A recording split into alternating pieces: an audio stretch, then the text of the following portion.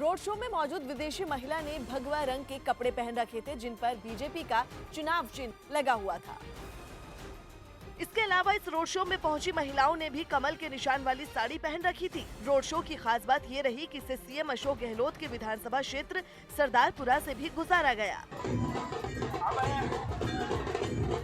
हालांकि सरदारपुरा इलाके में पहुंचते पहुंचते रात हो गई, लेकिन बीजेपी कार्यकर्ताओं का ना तो उत्साह कम हुआ और न ही उनके जोश में कमी आई। कई लोग तो दीवारों पर खड़े होकर रोड शो देखते नजर आए।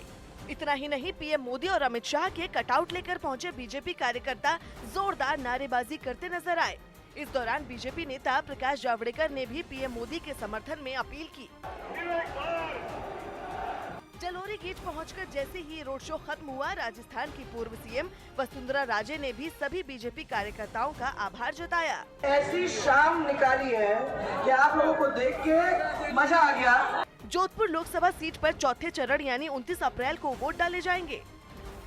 प्रधानमंत्री नरेंद्र मोदी ने वाराणसी से अपना नामांकन दाखिल कर दिया और इस दौरान एनडीए के तमाम बड़े नेता उनके साथ मौजूद रहे। लगातार दूसरे दिन प्रधानमंत्री ने बनारस में शक्ति प्रदर्शन किया और खास तौर पर जब प्रधानमंत्री नरेंद्र मोदी काल भैरव मंदिर पहुंचे तो सड़क के दोनों ओर भारी भीड़ जमा हो गई। संकरी गली में जब प्रधानमंत्री की गाड़ी दाखिल हुई तो गुलाब के फूलों की बारिश शुरू हो गई। सुरक्षा का मुआयना करने के बाद सुरक्षा कर्मियों ने प्रधानमंत्री को गाड़ी से उतरने का इशारा किया। साथ की इमारत की छत से लोग फूल बरसा रहे थे, इसलिए सुरक्षा कर्मियों ने उन्हें ऐसा करने से रोक दिया। सीएम योगी आदित्यनाथ के साथ प्रधानमंत्री काल भैरव के मंदिर में चले गए। मंदिर में पंडित ने प्रधानमंत्री से पूजा करवाई। काल भैरव को वाराणसी का कोतवाल कहा जाता है। मान्यता यह है कि काल भैरव की इच्छा के बिना शहर में कोई काम नहीं बनता, इसीलिए प्रधानमंत्री नामांकन से पहले काल भैरव का आशीर्वाद लेने पहुंचे। मंदिर से निकलने के बाद भीड़ प्रधानमंत्री का इंतजार कर रही थी। प्रधानमंत्री ने कुछ लोगों से हाथ मिलाया और फिर तमाम लोगों का हाथ जोड़कर अभिवादन किया। इस दौरान मोदी मोदी के नारे गूंजते रहे। गली में सुरक्षा के भारी इंतजाम किए गए थे और ज्यादा लोगों को आने नहीं दिया गया, इसलिए काल भैरव मंदिर की गली के बाहर भी भारी भीड़ जमा हो गई।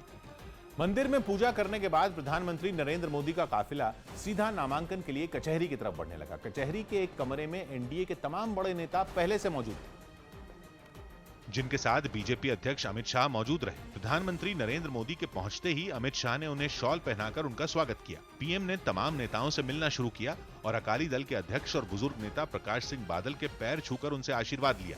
कमरे में शिवसेना अध्यक्ष उद्धव ठाकरे, अकाली दल के अध्यक्ष प्रकाश सिंह बादल, एलजेपी अध्यक्ष रामविलास पासवान, जेडीयू के अध्यक्ष नीतीश कुमार और कई छोटे दलों के नेता मौजूद रहे। कुछ देर तमाम नेताओं के साथ बात करने के बाद प्रधानमंत्री नामांकन भरने के लिए चले गए। नामांकन भरने के वक्त उनके साथ उनके प्रस्तावक ही दिखे। नामांकन की तमाम औपचारिकताएं पूरी करने के बाद प्रधानमंत्री नरेंद्र मोदी और एनडीए के तमाम बड़े नेता कचहरी से बाहर निकलने लगे, लेकिन बाहर निकलते ही उनका सामना लोगों की भीड़ से हो गया। यहाँ भी बड़ी संख्या में लोग प्रधानमंत्री की एक झलक पाने के लिए जमा हो गए। कचहरी के बाहर सुरक्षा के कड़े इंतजाम किए गए थे, इसलिए लोगों को सड़क के दोनों तरफ रोककर बीच में प्रधानमंत्री के काफिले के लिए रास्ता छोड़ा गया।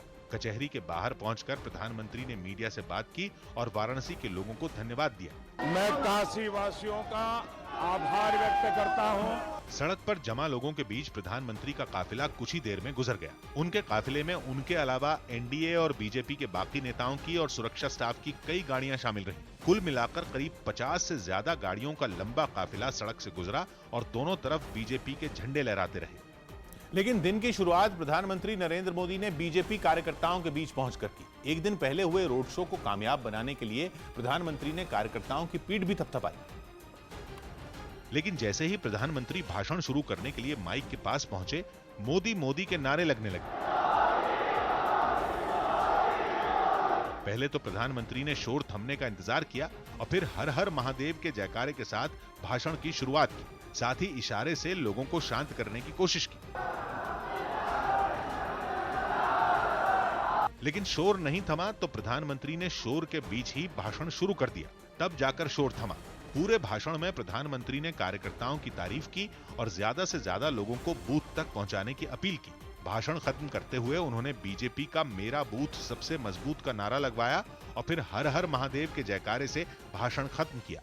मेरा बूथ, मेरा बूथ, हर हर महादेव।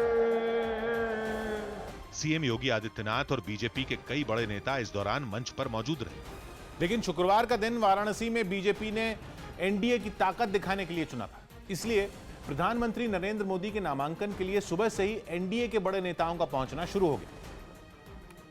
और जिस वक्त प्रधानमंत्री नरेंद्र मोदी कार्यकर्ता सम्मेलन में थे, उसी वक्त एनडीए के बड़े नेता बनारस पहुंच चुके थे। एनडीए के नेताओं के साथ बीजेपी अध्यक्ष और बीजेपी के कई बड़े नेता मौजूद रहे। एनडीए के तमाम नेताओं ने जीत का दावा किया। देश में लहर चल रहा है, महागठबंधन फिर लीडर ऑफ दी अपोजिशन के लिए फाइट करे। प्रधानमंत्री का ख्वाब तो अभी 24 तक छोड़ दिया। एक बार फिर बड़ी मजबूत सरकार बन रही है और माननीय श्री नरेंद्र मोदी जी के नेतृत्व में बन रही है। बीजेपी की कोशिश प्रधानमंत्री के नामांकन के मौके पर एनडीए की ताकत दिखाने की थी। विदेश मंत्री सुषमा स्वराज और गृह मंत्री राजनाथ सिंह भी मौके पर मौजूद रहे। देश में एनडीए को 3/4 मेजॉरिटी हासिल होगी। कि बाकी सभी संसदीय क्षेत्रों के मतदाता अपना सांसद चुन रहे हैं, लेकिन बनारस के मतदाता देश का प्रधानमंत्री चुन रहे हैं। बीजेपी नेताओं ने सहयोगी दलों के नेताओं के साथ नाश्ता किया और फिर तमाम नेता एक बस में सवार होकर कचहरी पहुंचे, जहां प्रधानमंत्री को नामांकन दाखिल करने के लिए पहुंचना था।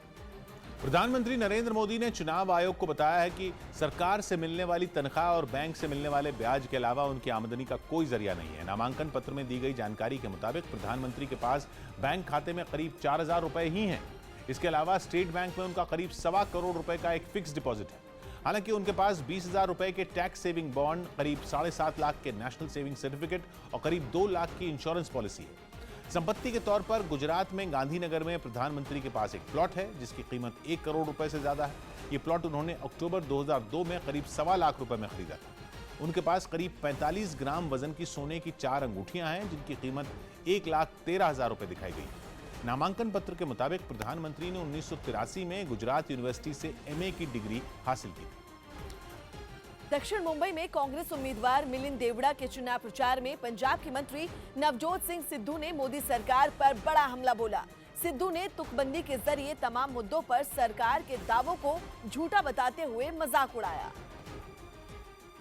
पेट खाली है,